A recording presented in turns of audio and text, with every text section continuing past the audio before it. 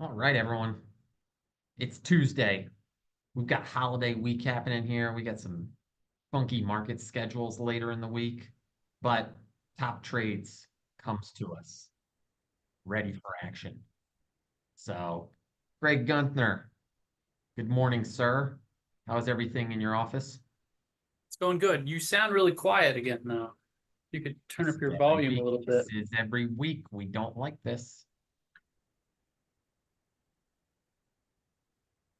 All right, there we go. We're back. That's better. Now I can hear you Someone, better. it's like a little elf goes in and turns down my sound every week because it does it like almost every time on this one. So, well, here we are, everyone. We'll give it a minute to get started. We're live on YouTube. If you've got any comments, go ahead, add them into the comment box. If you got any questions, if you got any comments, just want to say hi, any tickers you want Greg to cover, have at it. We've got a lot of stuff on the agenda today. There's a lot of things popping. July trading, it's as Gunnar will tell you, it's a quiet month normally. We've got a strange week this week. We've got things brewing in the EV markets with Tesla, some crazy stuff happening there. The stock's looking really good. I know, Gunnar, you were ahead of that one. We got biotech, energy, small caps, and then some interesting charts to look at. So with all that said, let's rock and roll. We're here with Top Trades. We're live. It's 11 a.m. Gunnar, kick us off here. What do we need to look at this week? Well, like you said, it's kind of a strange week because we have Independence Day chopping up our week a little bit. So just to be clear, tomorrow, Wednesday, the market closes early at 1 p.m. And then we're closed all day on Thursday for the 4th. And then Friday, I'm guessing it's going to be a super low volume, low activity trading day, as you might expect. So someone asked me in chat earlier today what the strategy should be on a week like this that's shortened and interrupted. I would say that we shouldn't really do things differently, except for the fact that the market's been very quiet lately, and I don't think that's going to magically change this week, especially since it's more of a vacation week. I don't think we're going to see a lot of people out there trading on Friday. I think a lot of people are going to be skipping work on Friday. If I had to guess, it's going to be kind of like a Thanksgiving week where you have Thursday and then Friday's recovery day. I think that's going to be how the 4th of July feels like this year.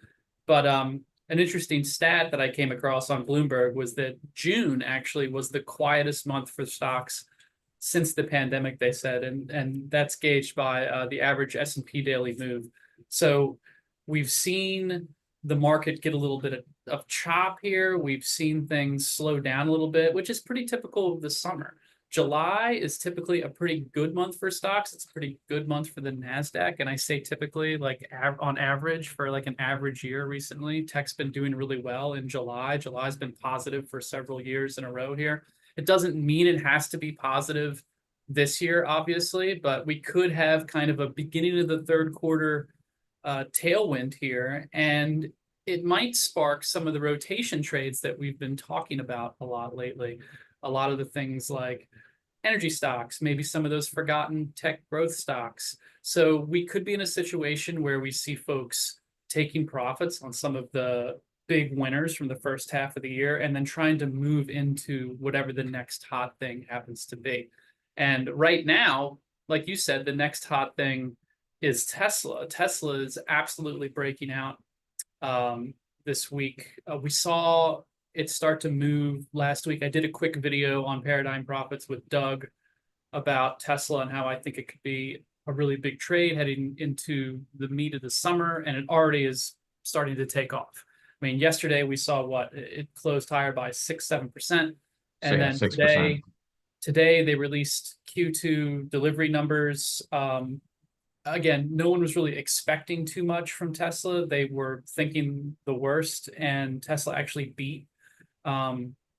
They delivered more cars than folks thought they would, and that's all it really needed to get going in this environment.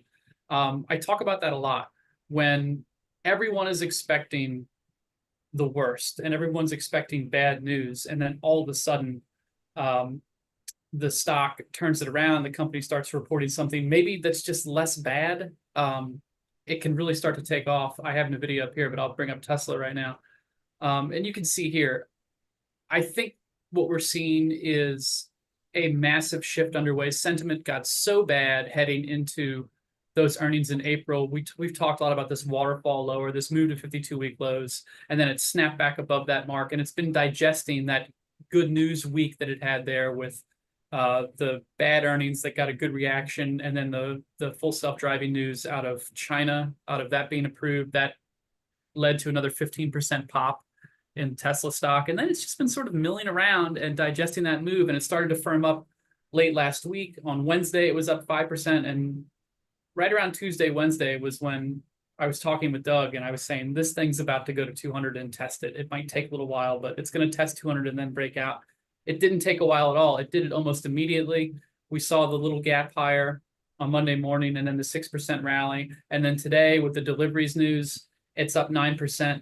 To me, it feels like everyone wants to load up on this stock ahead of earnings now because, like I said, back here in this area, in this big, huge downtrend where it peaked back in July of last year and never really got back up to those levels, everybody's been selling the hell out of this thing. And now I think everyone's scrambling to buy it because it's one of the few big stocks that really looks like it wants to run here headed into July. And so while I have no insight as to whether or not they're going to beat earnings or what those numbers are going to look like or how the market's going to react to them, I think between now and July 17th, folks are going to be loading up on this and getting it to run. And honestly, like it might need to break and backfill and everything else here, but I think that we should be thinking about maybe a 260 target for Tesla within the weeks ahead. And that's all dependent upon what happens with earnings, but it feels like it's going to be at least attempting to hit those late December highs right there. Yeah, and I'll go ahead and say, I think I've said on the call before, but I hold Tesla. I actually bought a few options last week. Again, nothing major, and I wish I would have bought some more, but it was one of those stories where it was more fundamental. And this is one of those things, Gunnar, I don't know if you want to talk about it, but this is one of the ones that you've been talking about. Like I'm kind of fundamentally, I'm liking it because it was just so beaten down, and then you saw it starting to catch a little bit of a bid. Like this one wasn't anything that you have an official play on in the trading desk, but like talk about how you position a stock like this because like the trading desk is a very regimented portfolio, right? Like it's got to be high confidence, it's got to be hit a lot of the things that you're looking for. Whereas Tesla might not have been there, but it's still a really good stock to be looking at. It could still run here, right? Yeah, and like I talked about with Doug last week, I feel like this was one of those trades that it was a good, very short-term trade, and it was a little rich for our blood. The options were pretty expensive. At least the strikes that I was looking at were very expensive. Yeah. Total YOLO plays. But I think it's also setting up on a longer time frame as well. If you go back, and this chart's going to get a little wonky, but I'm going to go back here. This right here, this peak, that's November of 2021. So that's when all the semiconductor stocks were peaking out. That's when all those big tech IPOs were coming in. That was peak pandemic bubble right there in late 2021, when Tesla was up above 400 right there, split adjusted. And then you can see we've never come back to that. You can see the big rollover here into 2023. Yes, it did recover, but then it didn't rally with the rest of the market earlier this year. So sentiment has been bad, and for good reason. I can come up with a bunch of fundamentally bearish arguments for Tesla. It's not that hard to do. I don't think a lot of folks were bullish on it coming into this week. You could make the argument that the whole EV space has kind of been in trouble lately. And when you have that sort of universal agreement that things are going poorly for a stock, and then price starts to tell you something differently, that's when I really start to pay attention, because we had a situation here where sellers were not able to force it any lower when it was waterfalling to those new 52-week lows right there back in April, and then it gapped higher, and that's when it really started to firm up and get on my radar. I wasn't trying to buy it in here in this choppy area, but I was paying very close attention so that when it did start to firm up late last week, it was on my short list of stocks that we should be watching, and you can see the big breakout here. Another good example of this is in the same industry as Rivian. We talked about Rivian last week, but I had no insight as to a new contract, a new partnership with VW that it posted, and this big, huge pop, this 23% pop right here. All I said about Rivian was that, and this was here's the Tuesday right here, Tuesday the 24th, when we were talking about it. All I said about it was, this stock is starting to firm up right here, and everyone's expecting it to go to zero. What if it doesn't? And that's exactly the situation that we're in right now, where you get a huge gap like that because the information changed almost immediately. And we had a nice gap higher. Yeah, it's off those highs right there, but it's bouncing off this area, which were the March highs, which I would call like resistance turned into support now, and it's starting to move off of there.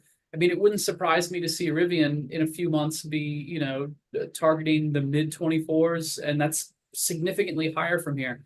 I know a lot can happen. There's earnings in between here, but this feels like some sort of turning point where we had everybody on this side of the boat saying EVs are dead. There's no reason to be long in these companies. Rivian's going bankrupt. Tesla's in big trouble. Full self-driving is never going to happen. They're not going to hit their deliveries. What if all of that's not true? And what if the market just needs time to adjust? I think price is telling us that there's going to be some survivors in this market, and Rivian and Tesla might not just be survivors, but they might thrive in the years ahead. Maybe this new partnership is going to be a big deal. Again, we don't know any of that right now, but the information is changing very quickly. And from these types of moves, I feel like you can get very long continuation for months and months with these stocks moving higher. So something like Rivian's definitely on my radar now, even after the pop. I wish I had some sort of crystal ball and knew this was coming. I wish somebody had emailed me and let me know that there was going to be this big deal right here.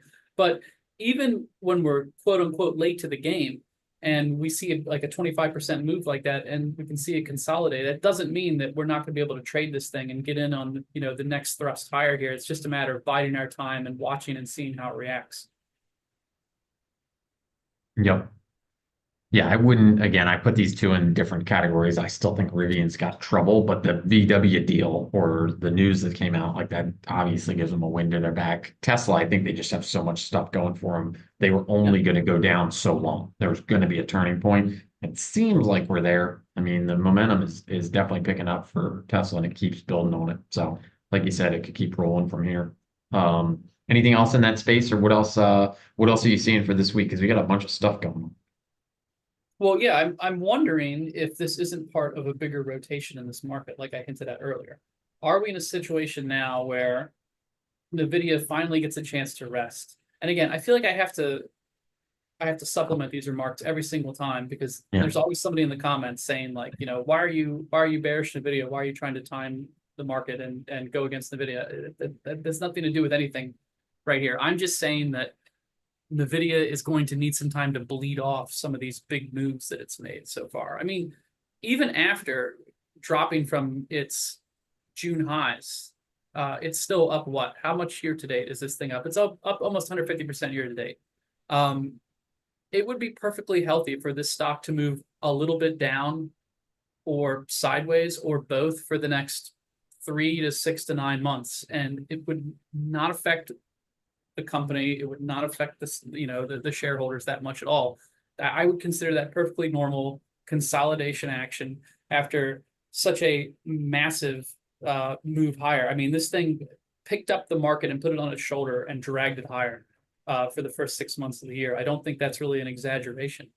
So when I look at a chart like this and I see a big bearish engulfing candle right here, it's not necessarily time to load up on shorts.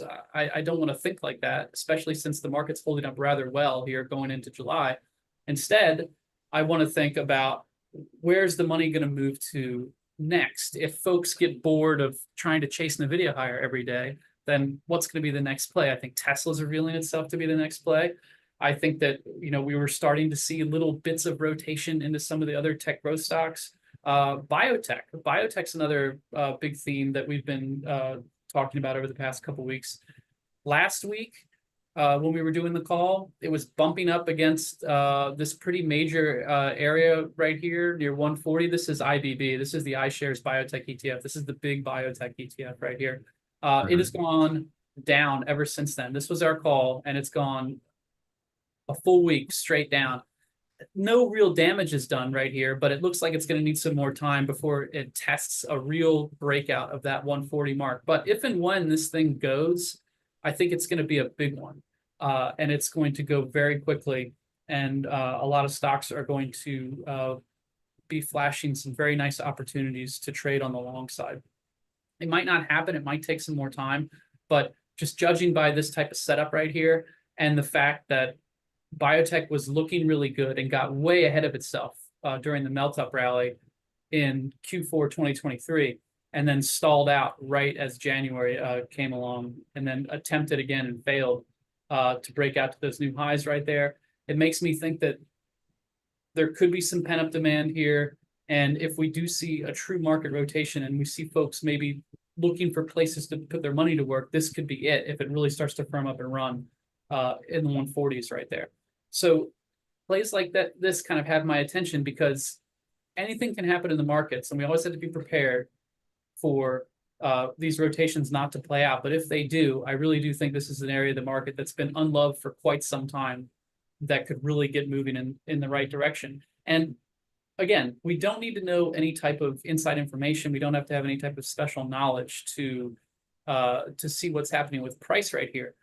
If and when these stocks do break out to the upside, I think then that's when the news is going to change. We're going to sort of be fed that new narrative. It's just like with the EV stuff. The EV narrative is still stuck on negative. It's going to change. You're going to see like sprinkling of good news. There might be some write-ups now about how, hey, maybe Tesla's not doing as bad as people thought. But it takes a little while to turn that ship around. But when it does, we're going to have this new market narrative that everybody's going to be, hitching their wagon to. And it's the same thing with anything. It's like NVIDIA. Nobody wanted NVIDIA shares back in 2022 and early 2023 because they were saying that, okay, all these chips are going to go on sale because no one's going to be crypto mining anymore. And then all of a sudden, what was the new narrative when the stock got going? AI. And it started shooting straight up. The same thing could be true with biotech. We just don't know what that theme is going to be until it reveals itself. Price always moves first, though. Yep. Some of the comments come in on YouTube, and they're from Eric, but he's got like little thumbs down emojis on like Tesla and EVs and Nvidia. It's good to remind everyone, right? Like this is top trades. These aren't things that we're in love with. Like I don't own a Tesla. I don't love Tesla, like whatever it is. But if I want to trade and make money, there are trades like this at work. And Gunnar, we've covered this over the many years. Remember when Peloton came out back in the pandemic? And I think you coined it like the best. You're like, it's an exercise bike with an iPad duct tape to it, basically. Right, yeah. Like that's a pretty dumb stock idea. But look at what happened with Peloton. That was a top trade back in 2020, 2021. You look around now, I was on the stock for the last year about Crocs. I just went to the Crocs outlet over at the beach. It's like, those are probably the dumbest shoes that humanity has ever made, but the stock is up 50% year over year. So sometimes it's not about what we like, especially if we're talking top trades here. So if that's the way you want to trade, that's, everyone gets to trade their own way, right? Like, but what we're looking at, and Gunnar said it best just now, like he's looking at these charts, the charts are leading the way. And we're trying to find trades that are going to make us money, regardless of whether we like them or not. It seemed that the China trade from a few months ago, like I'm not pro China, but Alan Nuckman, Gunnar, several people are saying, hey, something's going on here in China. It's starting to buck the trend and go up, and it had a nice little up move. Look at Crocs. I don't like this. Is that the year over year chart? Where is it? No, that's going all the way back to 2017. Yeah. But yeah, I mean, you mentioned a great point because it's very easy to call something, oh, this is a fad and this, this is dumb. I mean, how could rubber shoes or whatever foam shoes, wherever they are, like do this well? Yeah, you can say all those things, and then you can look at a chart like this, and it's proving you wrong. I mean, the same thing is true with Peloton. I mean, there were so many articles during the pandemic about how Peloton was like the second coming of Apple, and how it was going to be this mega trend that was going to, take over the entire like fitness space, and it did for a little while, but it's totally fizzled now. It turns out everybody did like kind of leaving their house, going to the gym, go figure. But things change really quickly, and I mean, I'll pull up a chart of Peloton right now compared to a chart of Crocs. I think you could make the argument about, one being a fad or both being a fad, or, both being overplayed at the same time. But we're talking about two very different looking charts. And, I wouldn't be surprised if Peloton found a buyer soon, or, Yeah. maybe had to restructure. That chart looks like it was just an exercise bike with an iPad duct taped Yeah, to it. this chart does scream exercise bike with an iPad taped to it. So So, I mean, but there was no way of knowing that back here. This is the pandemic right here. And it was a brand new stock too. That was the best part. It had just yeah, IPO'd in 2019. And so you didn't have a lot of history to go off of. Um, and like I said, like the think pieces that come out on these things and the fundamental research and, people trying to guess at these trends, it's very difficult to do.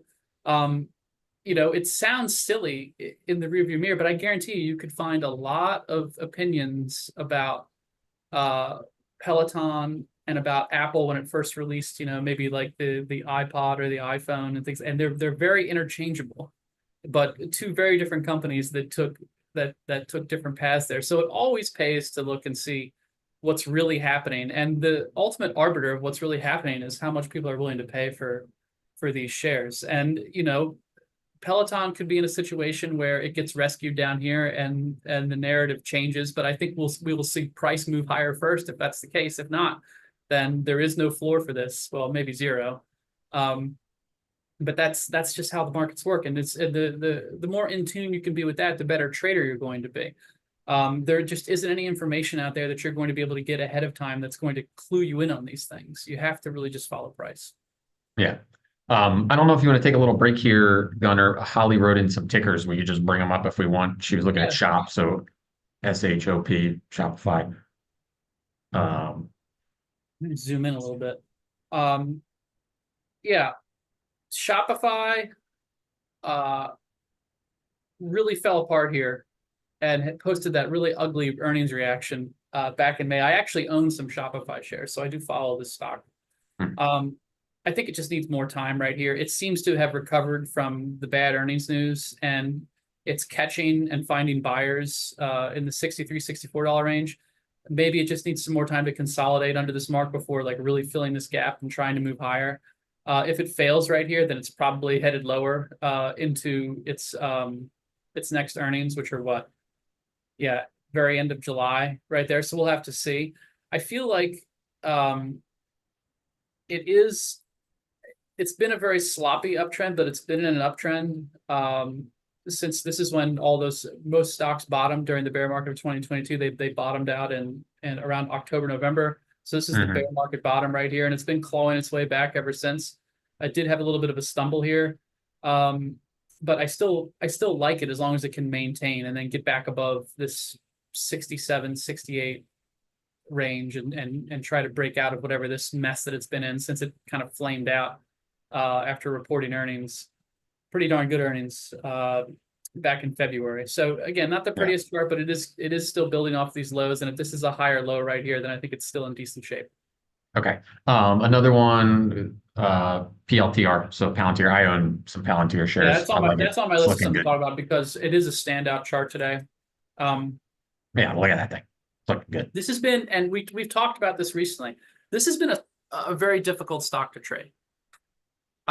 There's really no other way around that. You see this candle out here that's sort of left in the middle of nowhere. It's on an island by itself. This is that earnings reaction right here. So you have, an 8% rally followed by a gap lower and a 15% drop. I mean, that's really brutal. It's brutal for anybody trading, but it's brutal for long-term holders too. I mean, this has been some tough action around this area because everybody got really bulled up following those earnings back in early February. And while the stock has extended higher, it's been all over the place. This is a really wide range that it's in from those highs right there from back in March. So we have the highs of around 27, lows of around 20, massive range this thing has been in. And then follow that up with this janky reaction to earnings right here. This line right here we were drawing because we were talking about how, it was nice to see that buyers were stepping in every single time that this thing would drop down to 20. So I still think folks are accumulating this stock. Like I said, PLTR, there's a ton of eyeballs on it. It's not a secret. This is like a very good like alphabet soup play of AI, tech, government, all that stuff. We have friends that really like this stock for fundamental reasons. I think that makes a lot of sense. I think all that analysis is probably correct. It's just a matter of have have we firmed up enough here to really break out and run coming out of this? And I'll throw another line on top of this. And this isn't exact, it's around $27, but are we in a place now where we've ping-ponged around enough and we've bled off whatever excess enthusiasm this was from those February earnings right there to really attack 27 and break out? My guess is, just because this stock has been so back and forth lately, and you can see here, even if I zoom into this area back in late June, it looked like it wanted to go, and then we had plus 6%, plus 3%, and then it flamed out, and then it was down 7% 2 days later. So timing this for a swing trade, I like the chart, but I'm being very, very cautious with it because I don't want to get shaken out of a new position on this, and I probably don't want to play just a pure breakout move without some type of throwback, without some type of confirmation that it wasn't a false move and that we really are going higher here. That might cost me. That might mean that I kind of missed the boat on something like this, because I mean, what if it gaps above 27 and just starts running and doesn't look back? I think that's a possibility with any type of trade like this.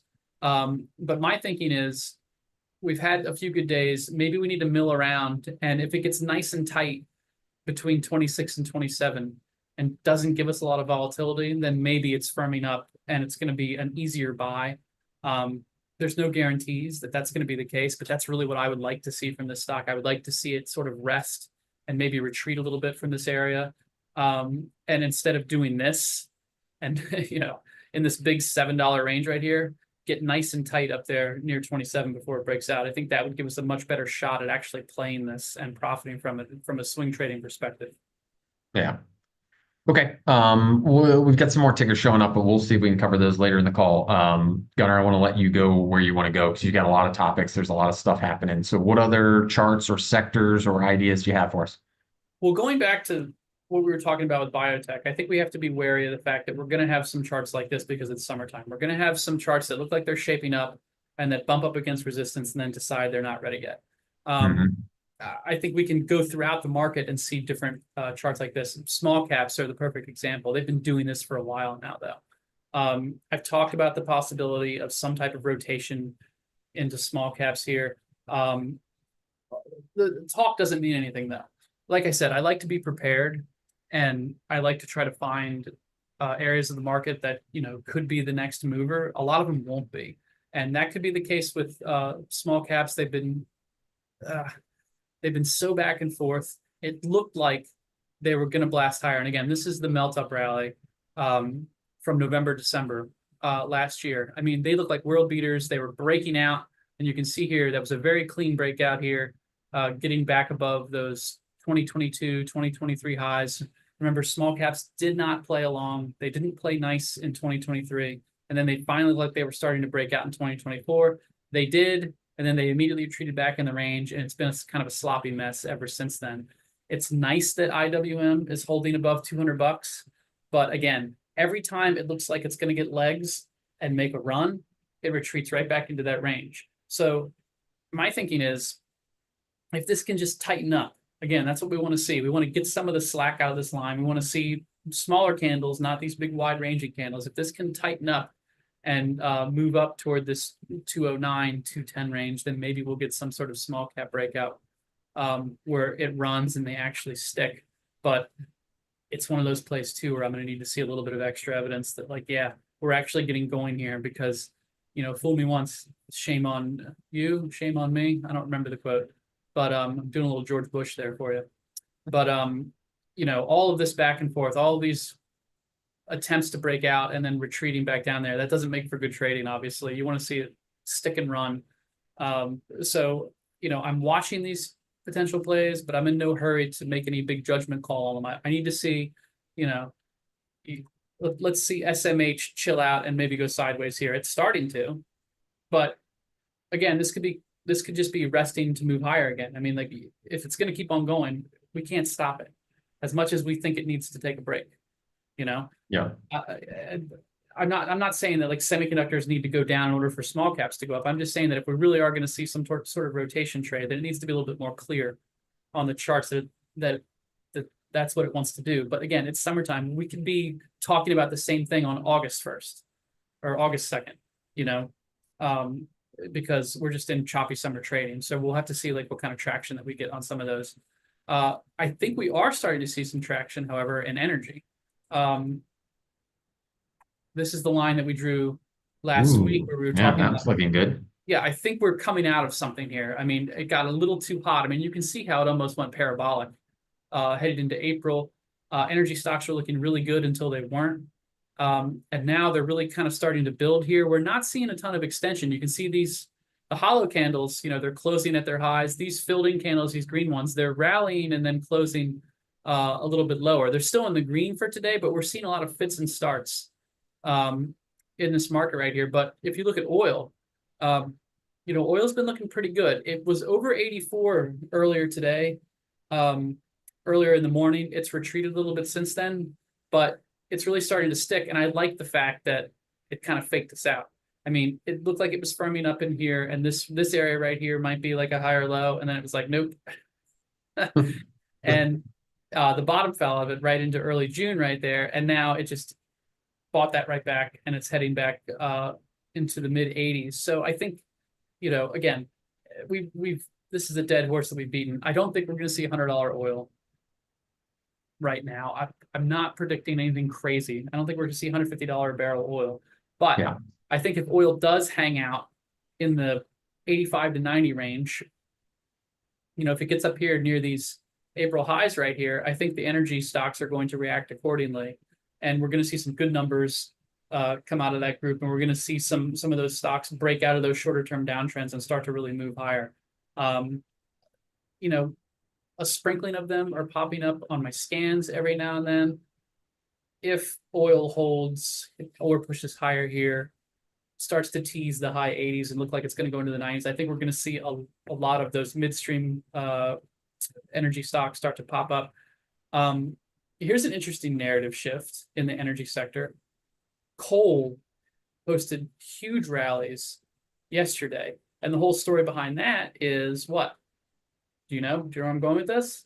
I mean, Trump, China. Oh, never mind, Chevron. Energy demand for AI. What? Yeah, that's what they're saying. That was fourth. So, I was going to guess that fourth. so if we pull up like, you know, like a coal chart, like a BTU or something like this, these are messy charts, but you can see 7% pop yesterday. Here's Arch Resources. It popped double digits yesterday. These charts are still kind of a mess, but if you zoom out, they start to look much more intriguing. You can kind of see that you get this retest here of, and this isn't a perfect line, but you get this retest of this like 150-ish area right here where it's been kind of sloppy. You know, can it kind of get the slack out of the line right here again and break out above this 175, 176 area and start moving again? It looked like it was going to break out like a lot of things did back in the fall. It didn't. I mean, it did. It kind of held on right here, but it's been a mess ever since then. Can it really get going? Because, I mean, coal was just ripping higher back in 2021, and it's been kind of resting ever since then. So this could I got to dig into that because, I want to see what, again, fundamentally, I just want to try and find out what's going on there, because are those coal, like, is that global coal market sort of like exports, or is it actually some coal-fired power plants using more coal in the US, and that's what's actually driving it up? It's like I think earlier, or a lot of it was like, you know, last 2 years or so, it was more of like going along with uranium, but I think it was a little bit more like export China stuff. But maybe it's here in the US. That'd be very interesting. Yeah, is this just more of like the commodity super cycle kind of unfolding and, you know, in waves? I don't know. I don't know exactly what the deal is here, but I did see all the cool stuff start to pop yesterday. And I think it's pretty telling that, you know, it's revisiting these areas and testing them and then bouncing off of them. So overall, I think it's bullish. I think it's just a matter of when, like how long it takes to get out of something like this, you know, and how much sideways you're willing to tolerate if you're trying to get in on a trade like this. I would wait until I see like a cleaner break. But even then, it's not going to be a, you know, perfect move. In these stocks, we know how the commodity stocks operate. They can be pretty wild sometimes. So interesting things starting to pop up in the energy space right there. And I think that if this continues, we're going to see more and more charts that become more tradable heading into late summer. And that would be great too. Like it would be interesting to see, like some sideways action in some of these tech names, some of the mega caps, the stuff that's really been dragging us higher. And then we start to see some big momentum moves, in smaller oil and gas companies and some coal names. I wouldn't mind trading those in August, September. That'd be Yeah. great. I still think that's, I mean, again, we have top trades week over week over week, and we're going to cover themes. But one of the themes that you got to be in tune with when it comes to coal and uranium, you're talking baseload electricity. And when it comes to things like AI, data centers, that's what they're using. They're using baseload electricity. And that story is very, and this is like a US centric story. That story, I got to double check on the coal situation, but like that story is very time sensitive because you can't just make more baseload over the next 18 months easily. Right. You have to deal with what you have and the geographical areas that you have. And the benefit of, I think we've talked about this before, I might have talked about it on a Rickards call, but utilities are regulated for households, right? They can't just jack electricity prices because then the AI data center down the street could raise the prices for like mom and pops in their houses to like, power their houses and stuff. So they can't raise the rates for households, but guess what they can do? They can raise the rates for industries, data centers, or whatever. That's why these electricity companies, the CEGs, the Qantas, like PWR, those companies are minting money right now. And I think one of the big investment banks just put out a main report on it too. This is going to be the short term, like 12 to 18-month trade where the certain little electricity players that can help crank up electricity with the existing infrastructure and stuff can make a lot of money because they're just going to overcharge AI data centers. They're just going to say, oh, you want more electricity to train Chat GPT 17? Fine, it's triple the price. And then that dumb Chat GPT 17 is going to pay it.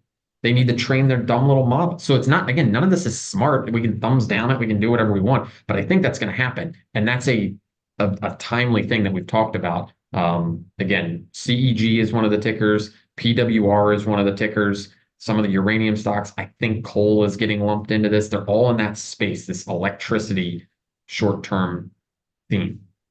I think it's as simple as the fact that we don't have enough. Yep.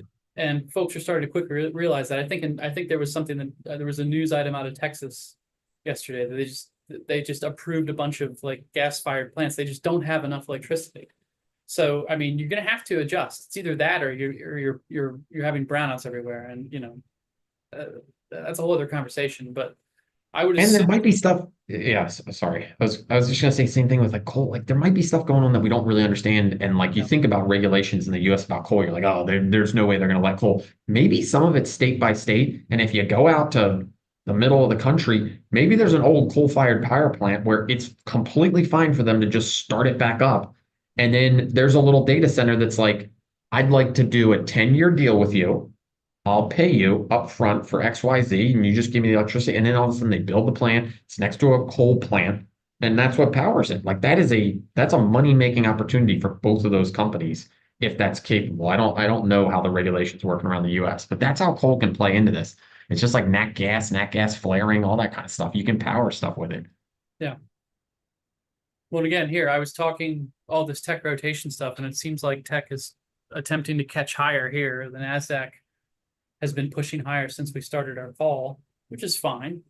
Mega caps still looking good. Tesla's just leading the pack, though. Again, I think that there's going to be a sudden narrative shift here with this stock because I feel like everyone is just on the wrong side of this trade, and that always makes for fast moves when everyone's thinking one thing and then the market tells you you're wrong.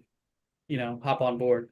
So that's what we're seeing there in that space. You mentioned some other commodities. I was looking through the commodities this morning, and it feels like maybe some of the pain is easing a little bit in the metals trade because we have platinum. We've been talking about platinum, palladium, copper, silver, all that stuff. We talk about it pretty frequently in the chat, but the charts have not been very constructive for the past several weeks, and they're starting to They're starting to get legs a little bit here. And this is platinum, and you can see how messy it's been. I mean, I think what we're seeing here is it's trying to round out, carve out a bottom uh, Yeah.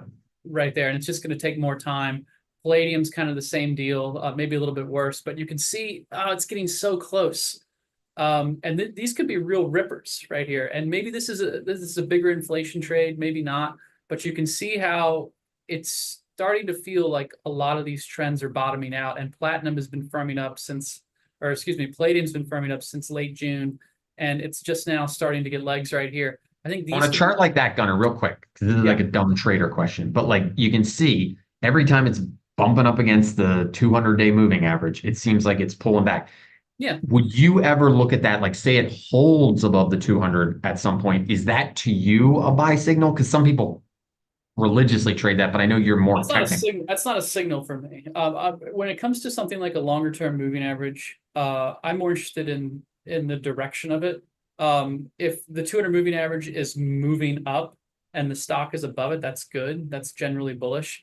This 200-day moving average is moving down and the stock is below it, and it has this stock just, or it's not stock, but Palladium has respected it and it has not been able to rally above it. It's been smacked down ever since then. I think folks will get bulled up on it if it does move above it, but we're looking at a longer term downtrend here. So that 200-day moving average is going to flatten out for a while, and then you'll see it. You'll see the shorter term ones, grab above it. Yeah. I don't use Okay. moving averages, really don't provide good trading signals as far as I'm concerned. I'm much more interested in to see like, okay, if it breaks out above what 1045, whatever these swing highs are in late May, can it hold that and then retest that level and then move higher? Just show me that this base is completed. And I know as far as Palladium goes too, I know Enrique has been talking a lot about a Palladium play in the chat, and this does feel like we're getting to the point where this is bottoming out. And it's only a matter of time before this gets tighter and tighter and tighter, and then you see that change in trend, and it starts going, less sideways and more up, and then you'll have the people that start jumping on board and chasing that higher. So I think it's definitely worth watching here, and maybe some of that pain is done. Silver, maybe that reset in silver is over. I mean, silver basically went parabolic back in late May into June, and it's been. We've had some of these really big candles higher that have been just eaten up by the next day's move, and now it's some of these shorter term moving averages have caught up with price. Maybe that was enough, and it can start pushing higher again. I mean, I still think that the action that we're seeing in gold and silver has been very healthy. Going back to our chart right here, I mean, this was a monster move for gold when we finally got that clean breakout back in March, and it just ran. And it's been a little sloppy ever since then, but I mean, I would expect it to need to rest. Yeah. Sloppy, but it looks constructive. Like right now, you start looking at gold. Yeah. That's looking pretty decent. It absolutely looks constructive right here. It's up double digits year to date. It's got a 20% gain over the past 12 months. These are big moves for metals right here. This is a historic move above this 2050 area. And the fact that it's been able to hold it and that it hasn't retraced all of it, that's pretty darn strong, and I like the looks of it.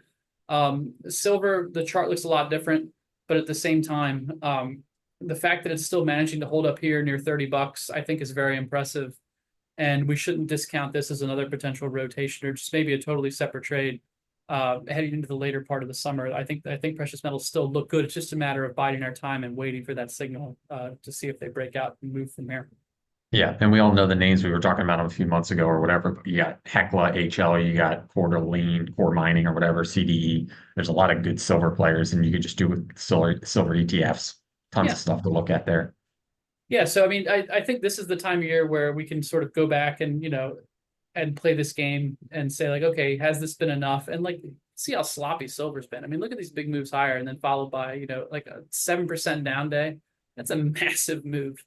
For silver. And silver bugs, they're delicate little people. That day there was a lot.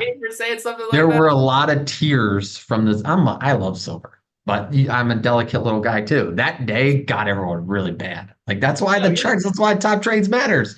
You get hit with that red candle, you gotta keep your composure. All right, it'll come back sometime. Just Don't get real sad. Yeah, I mean, this is nice though. Like this retest of those highs, right there, from April, and then maybe we'll curl higher from here.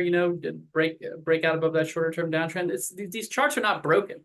They get a little wild, but they're definitely not broken right here. And so, like I'll be wanting to get back into these plays eventually. Now, I don't think now's the right time. I need to see a little bit more from them. But yeah, they're definitely intriguing.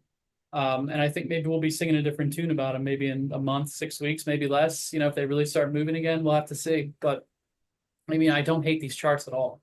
And I don't think the story is done yet. I just think it's kind of fallen off the radar since they've been chopping sideways so much. Yeah. Well, I've got other questions for you that are kind of out in left field, but we can go wherever you want. I'll throw those out. We can either do them or go back to more trades you've got, because I know you've got some lunchtime trades coming on too. Trump or inflation? Is there anything big there? Because I like to get a gut check from you on these things. You're a technical, you're looking at charts, but like the Trump, the debate, Democrats are looking like a mess.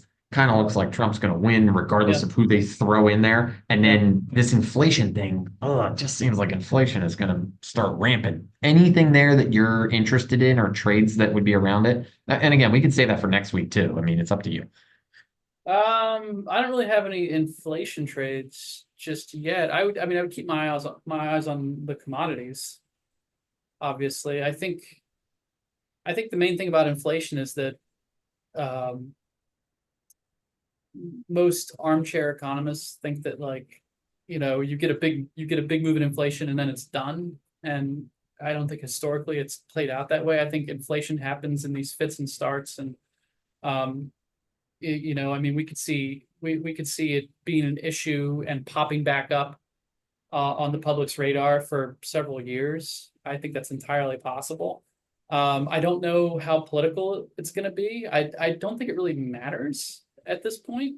I think kind of the cat's out of the bag. And, I think there was a bunch of rumblings about shipping rates moving higher just a few weeks ago. Yeah. We've seen a lot of consolidation in the commodities market, but I think we could still see things move higher.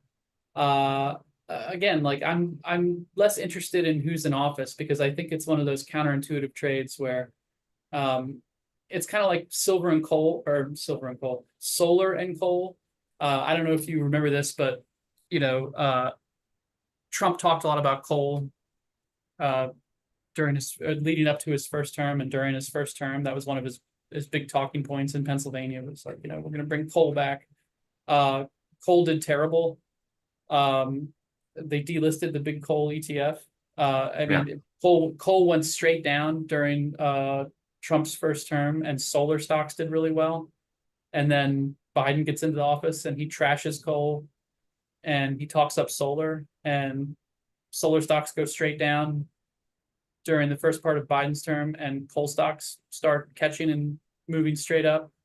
So I try to spend less time listening to what comes out of their mouths and more time looking to what the market is telling me. That's why I asked you this question. That's a very good point. That'll keep our emotions in check over the next 3 or 4 months. So I mean, politicians can talk all they want to, but the reality is the market's going to do what the market's going to do. And sometimes when they're talking about these things, the exact opposite is happening, and they're just trying to tell us something differently. So, I mean, that's what I try to keep in mind, just from a trading perspective. But yeah, I think the cat's out of the bag, and inflation might be an issue for some time, and it just might be a recurring issue. It might just be something we have to revisit every few months. So we'll have to see how everything shakes out.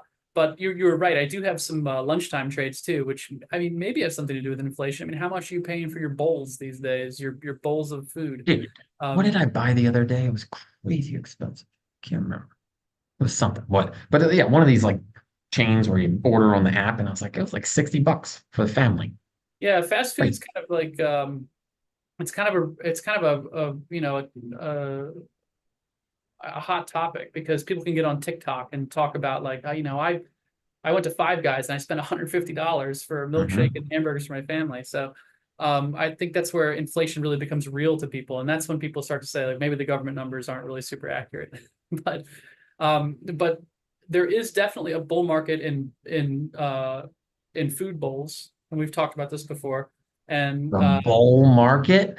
a bull market. If you have an accent, it's a bull Here market. we go. But look at how coiled Cava is. Cava is just Mediterranean Chipotle, right?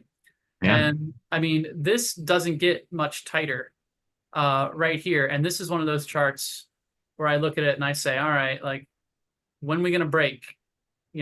Because we're getting toward the tip of that triangle right there. It's going to have to go one way or the other, right? So I'm interested to see if this thing goes. If it breaks out here, I think it's going to be an easy $100, and probably overshoot from there. It's a magnet. Got that round number right there. And this chart has behaved really nicely. Here's the IPO back in 2023 right here. You got the usual IPO drop, and then the recovery, and then the breakout above the post-IPO highs right there. It retested them perfectly, and now it's off to the races. Feels like it's only a matter of time before this one moves higher. And then, of course, you have the granddaddy of the bulls, Chipotle. Not looking as great, maybe flaming out a little bit here. Are we seeing a rotation from Chipotle to Cava? It's tongue in cheek, but this has been this action aside, this has been an incredibly strong trade. I'm thinking that maybe there's some exhaustion in this, much like we're seeing in the video, just due to the fact that it was a split. Chipotle, what was the split on it? It was 50-1. Yeah, 51. It was a $1,600 stock or whatever. So now that it's down and it's more affordable, it makes sense to me that it's seeing a little bit of a drop here. I feel like some of these events that get people all excited, they just again, it's all counterintuitive. It just leads to a little bit of selling, and maybe this will catch at some point down here below 60. I think ideally you'd see it fake below 60 and then try to catch and then maybe consolidate from there. No reason to get like super bearish on it just yet, but also no reason to get like super bulled up and assume it's going to rip back to $70 anytime soon. Did you see that study, dude? We have not talked about this. Wells Fargo, didn't they do something where they weighed the bowls?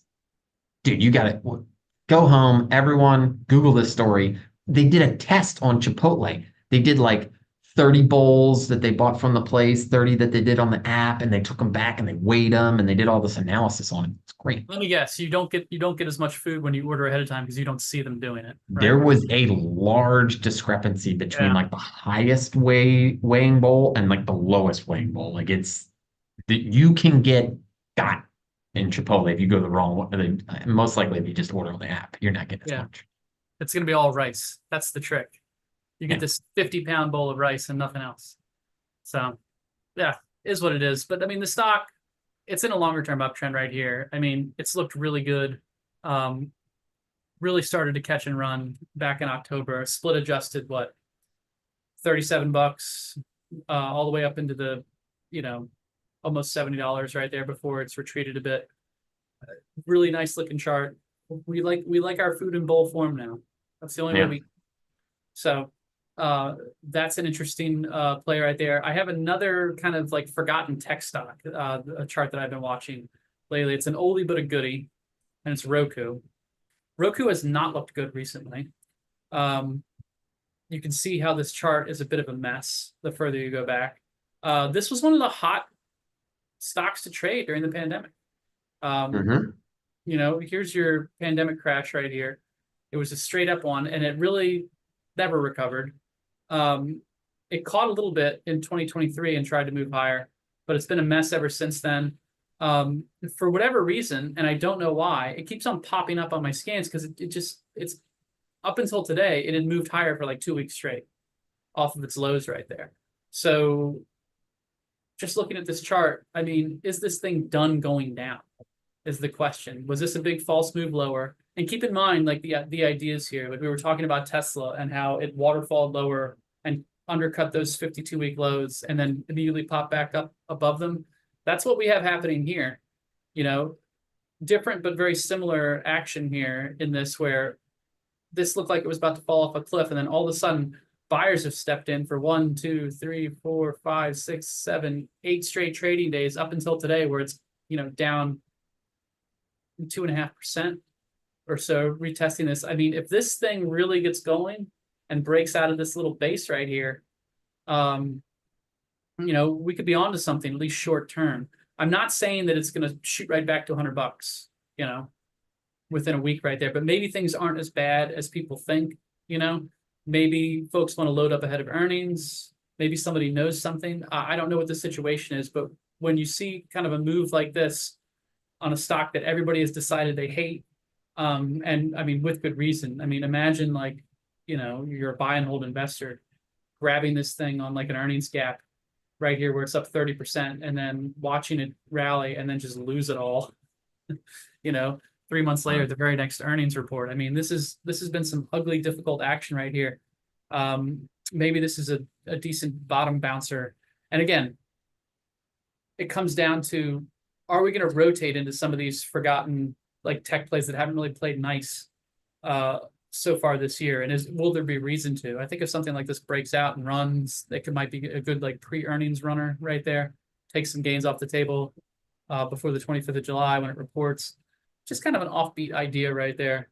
And every time I mention something like this, maybe it'll be like when I talked about Rivian last week. The next couple hours, we'll get a press release about something, and the stock will gap up tomorrow, which would be nice. I might dive into this one only because this is last year. I went to the Crocs outlet. I went there again this year, but like I went there last year. I was like, oh, Crocs, it's going to be a great trade. And then all of a sudden, it's a great trade.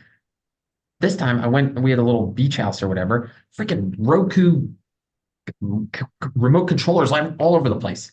There were like 10 of them in there. There were all these TVs all over the place. There was all these little rooms for the kids and all this stuff. Roku, dude, very easy to use. It's like the smart TV, but like the easy version. It's kind of the way it's like it's the new cable. It's how we bundle all of our stupid streaming subscriptions all together now. Yeah. You know? Yeah, and it's pretty user friendly. Like, and again, I think like the like if you're in retirement and that kind of stuff, I think older people like it. It's just this little remote, easy to use. I think my parents have it. So could be a one, could be a winner. Yeah. All right, Gunnar, we only got a few minutes left. Any last words here? Any last trades anyone needs to see? I mean, let's just keep in mind that, it's the summertime. It's July. This is a vacation week. We've seen some very low volume days over the past month. We've seen some very quiet market conditions that might persist. In conditions like this, I would say it doesn't hurt to wait for a little bit of extra confirmation on your trades. Don't jump the gun on anything, and just remember that we could be sideways for longer here, and that's not going to damage any major trends, but we could just be in that time of year where things chop along. We really have to be on our A game as far as like being choosy about the stocks that we jump into for shorter term trades. It's a great time of year to kind of pull back a little bit and zoom out and look at some of those weekly charts. And if you're a more fundamentally driven investor, if you have a much longer term time horizon, this is a great time to be looking for those buyable pullbacks and the trends that you love. I know everybody wanted to chase NVIDIA back in the spring. You don't have to chase it now. Wait, you have all the time in the world to wait and see how it develops and where it lands before you might want to buy into it for maybe a fall rally or something like that. We don't know what the future holds, but at the same time, this is a great time to be looking at those stronger trends and how they consolidate and where you can get those good entry points. If you're looking months into the future for your plays instead of just days and weeks. All right, everyone. Well, we'll be back on next Tuesday. We got the short week. Remember, half day tomorrow. Markets closed on Thursday. Markets are back open on Friday. Probably going to be pretty quiet. But we'll be back next Tuesday at 11 a.m. with top trades.